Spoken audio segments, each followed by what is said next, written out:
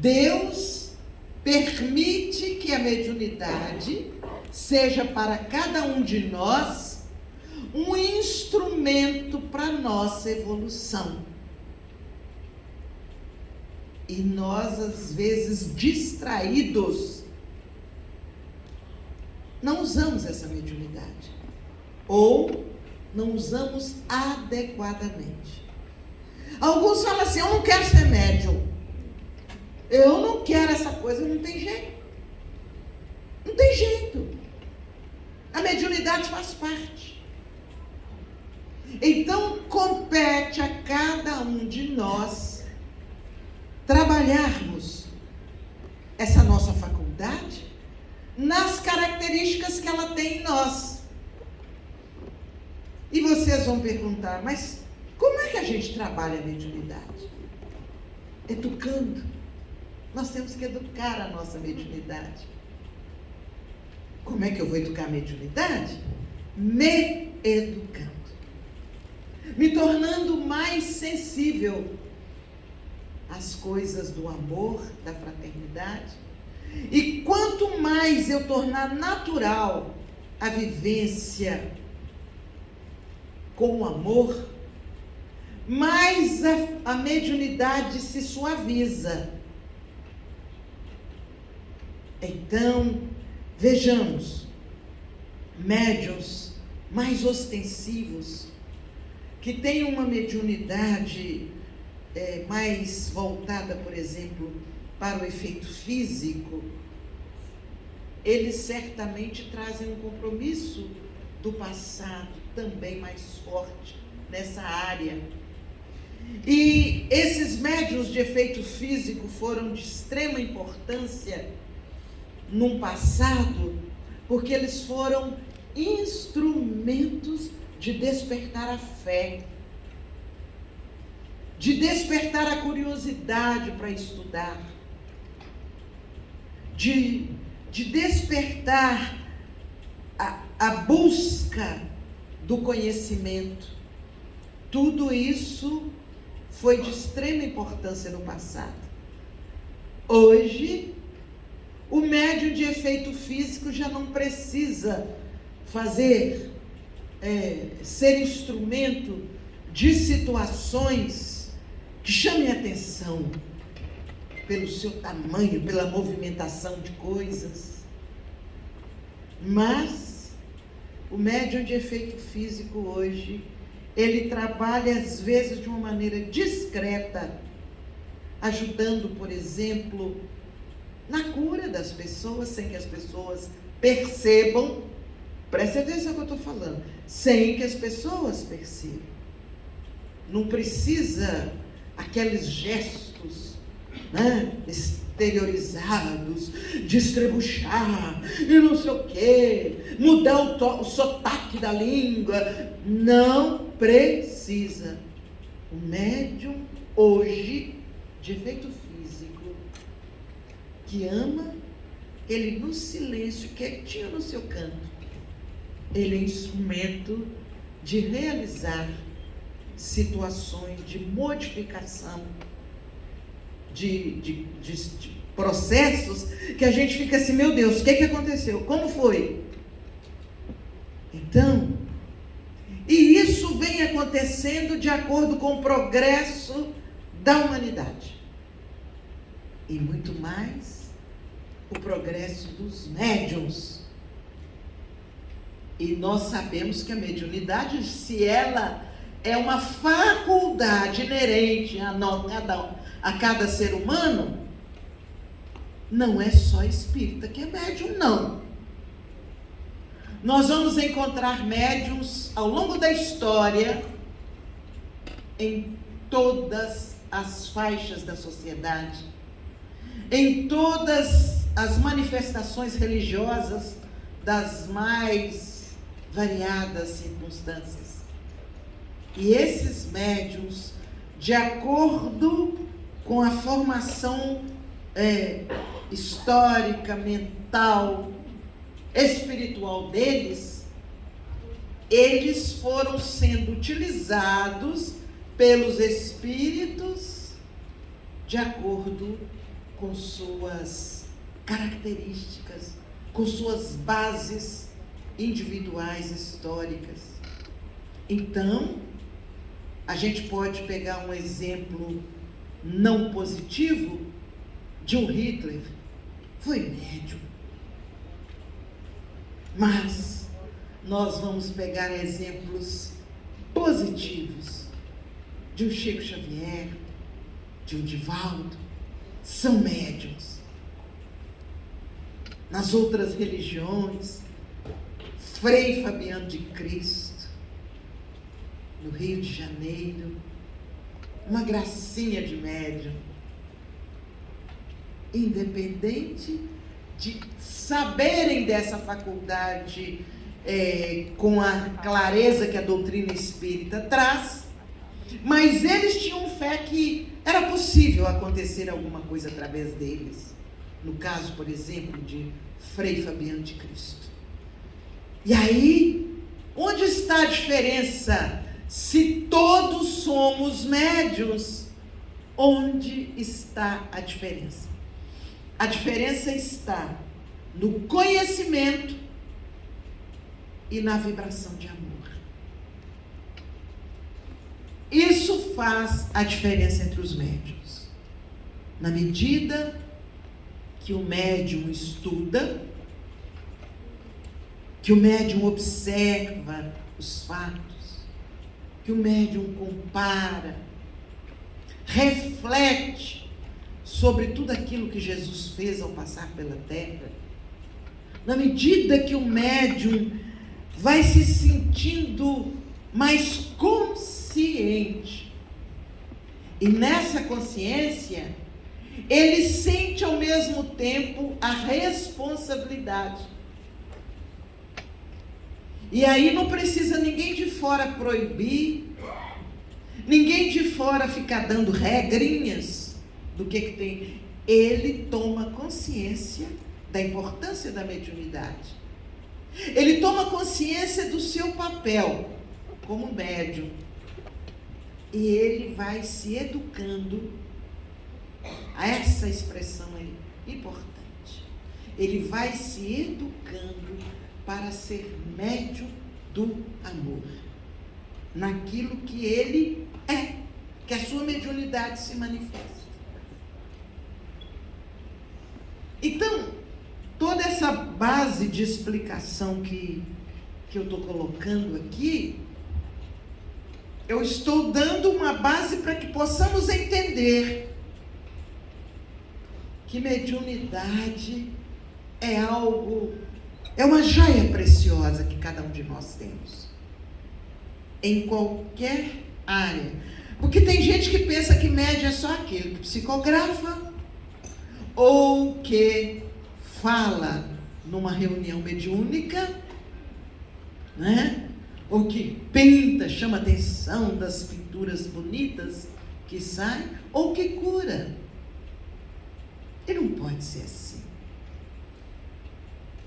Nós somos médiuns bem sensíveis em tudo que fazemos. A mediunidade não é uma capa, uma vestimenta que eu ponho e tiro. Aí eu vou para a casa espírita, agora eu sou médium. Eu saio de lá, eu tiro a capa, não, agora eu sou apenas Joselma. Não tem jeito. E esse é o ponto delicado, porque se eu sou médium em todo o tempo, e em todo lugar, eu preciso estar atenta para que eu seja mais tempo médium dos espíritos amigos, dos espíritos nobres.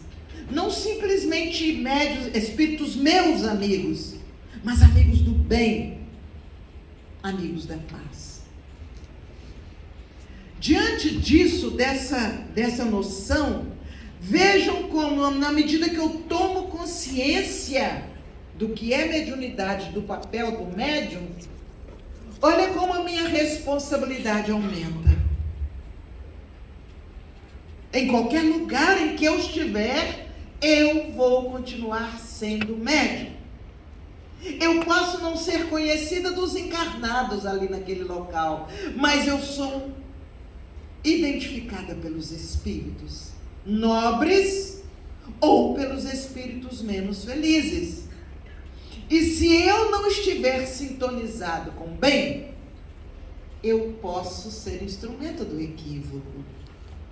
E se eu estiver sensível ao bem, eu vou ser instrumento da paz. Uma pequena palavra que eu fale, eu posso ajudar a mudar o ambiente. Então, o momento que estamos vivendo é um momento em que médiuns têm sido instrumentos de uma maneira mais intensa da ação de espíritos das mais variadas condições. Então, alguém está pensando assim: aqueles fatos que aconteceram em janeiro em Brasília, então, foram resultado de médiuns, de espíritos que utilizaram médiuns? Eu diria, sim, médiuns distraídos. Ou médiuns que não estavam distraídos, mas estavam sintonizados com o equívoco. Mas nós somos danadinhos. Nós não paramos para perceber. E a gente comentava isso agora na hora do café. Nosso querido amigo Sr. Godinho, presidente da Federação Espírita Brasileira, e nós estávamos ali conversando. Nós não paramos para perceber a ação dos espíritos, amigos, que neutralizaram muita coisa pior que poderia ter acontecido. A gente não para pensar nisso.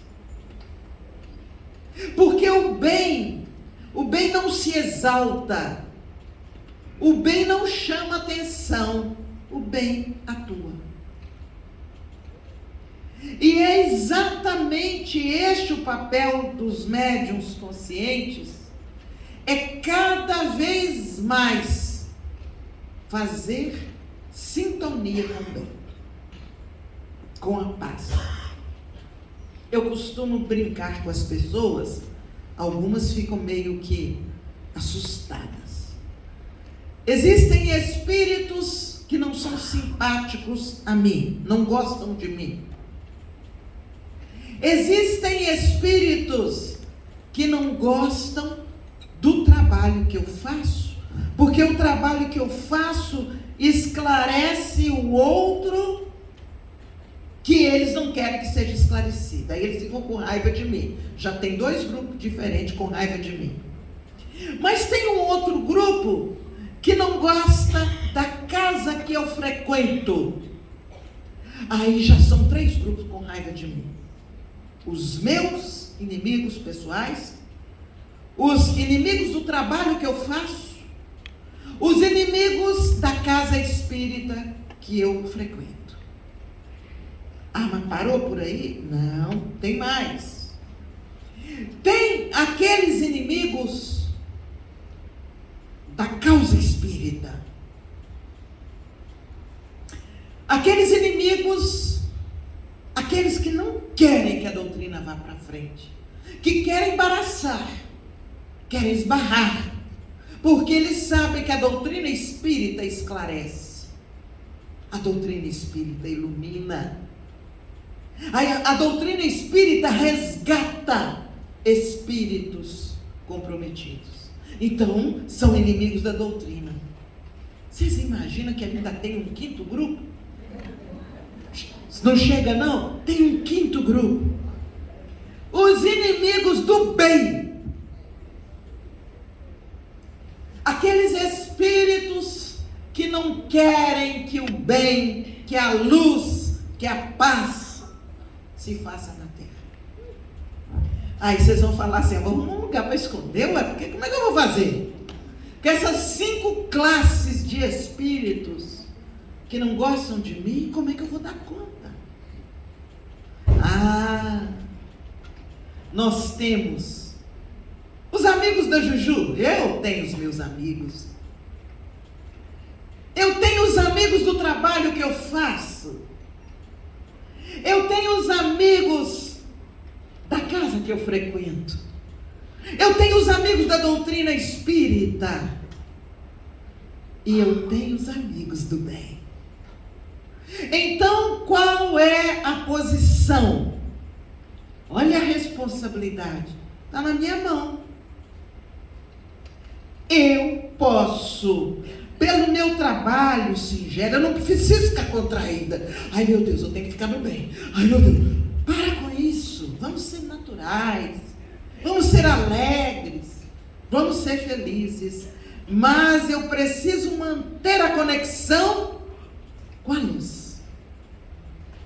Porque se eu distrair, eu vou fazer uma conexão com o equívoco. E aí vai ficar difícil a gente se manter no equilíbrio. A gente vê casos, por exemplo, como alguns médiuns, há tempos atrás nós vimos que se encantaram com os fenômenos que aconteciam através de si e que acharam que não tinha importância nenhuma ganhar um dinheirinho, né? O que tem, gente? Ganhar só um dinheirinho, só um tiquitinho, para comprar uma fazendinha aqui, né? Mais uma outra ali. Que custa? Esse povo que a gente está ajudando tem tanto dinheiro, coisas assim, simplesinhas. E esses médiuns foram se comprometendo a tal ponto que foi preciso que Deus deixasse a justiça dos homens mostrar que não vale a pena certas ações. Mas por outro lado, eu conheci um médium, e muitos, talvez os mais maduros aqui conheceram, não tem tanto tempo assim, que nós chegamos a registrar através dos canais televisivos algumas ações do médium sendo instrumentos de cirurgias com minutos. Cirurgias delicadíssimas do coração.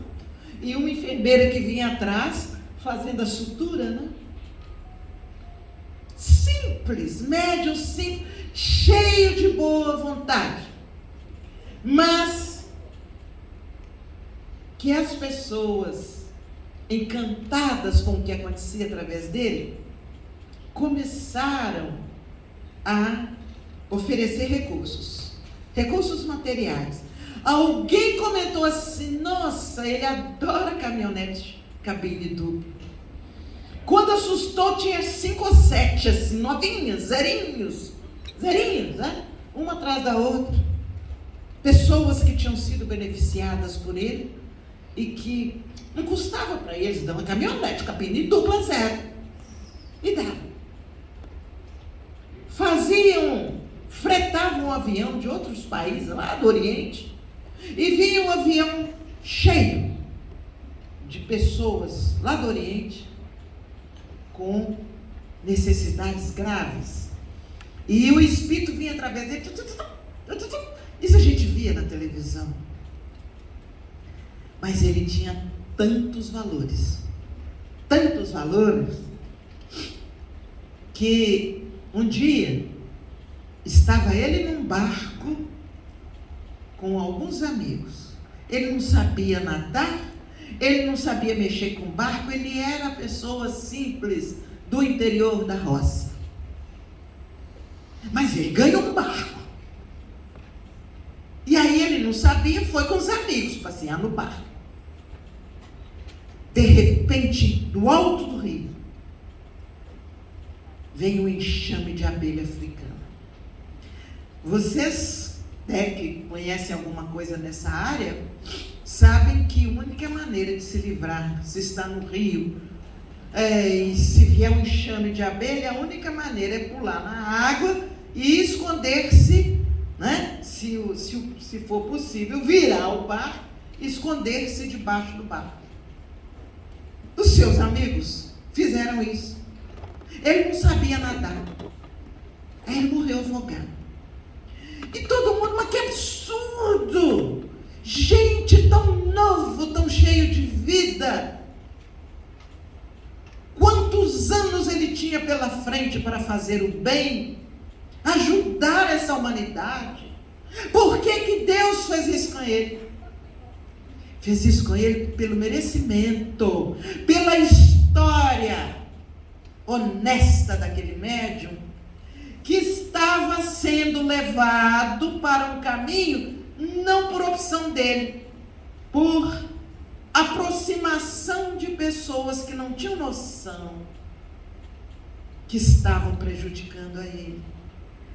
Se não fizesse isso, se ele não desencarnasse, ele poderia se perder, como outros médiuns se perderam, encantados com as coisas materiais.